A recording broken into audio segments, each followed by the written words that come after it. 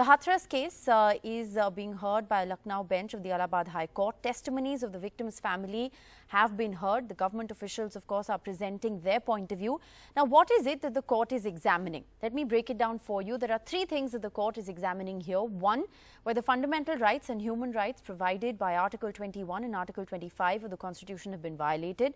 Number two, whether the rituals of the Sanatan Hindu religion were followed in cremation, which was allegedly done by the police forcibly at around 2:30 a.m. without the consent of the family. The third thing that is being looked at by the court is whether this was done by state authorities oppressively, high-handedly and illegally. These are the three crucial things that are in fact being looked at. My colleague Kamal Khan, who's been tracking the details of this story, is now joining us. Kamal, what more can you tell us about this hearing? What's happening right now?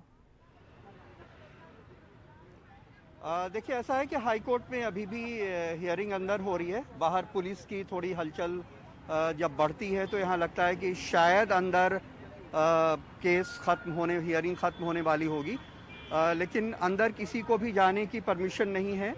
यहाँ तक कि जो legal reporters या high court के वकील हैं जो कुछ चैनल्स के लिए लीगल रिपोर्टिंग करते हैं, उनको भी अंदर अलाउड नहीं है. जहाँ हियरिंग हो रही है उस कॉरिडोर में भी लोगों को जाने नहीं दिया जा रहा है.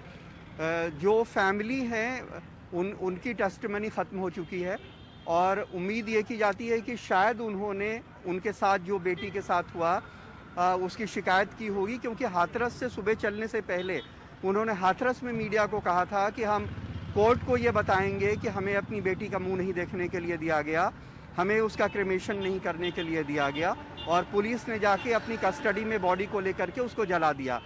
तो जैसा कि वो सुबह कह रहे थे, अगर वो अपनी बात पे कायम है तो शायद उन्होंने अपनी ये बातें जज साहिबान के सामने रखी होंगी. जो एडमिनिस्ट्रेशन है वो ये कह रहा है कि वहाँ पे दंगा हो सकता था और कुछ लोग पीएफआई और दूसरे ऑर्गेनाइजेशन से जो रिलेटेड है वो किसी वेबसाइट के ज़रिए चंदा फंड्स जमा कर रहे थे वहाँ पे दंगा कराने के लिए. ऐसी इंटेलिजेंस इनपुट थी, इस वजह से रात में बॉडी का क्रेमेशन करना पड़ा. तो अब ये देखना है कि कोर्ट इसके ऊपर दोनों पार्टीज़ को सुनने के बाद क्या ऑर्डर करती है, या हो सकता है सुनवाई क्या आगे अगले दिन के लिए टालती है. All right, Kamal Khan there reporting from the Allahabad High Court, where that all-important hearing is currently underway. We'll keep a close watch on all those developments. Appreciate you for joining us with the details.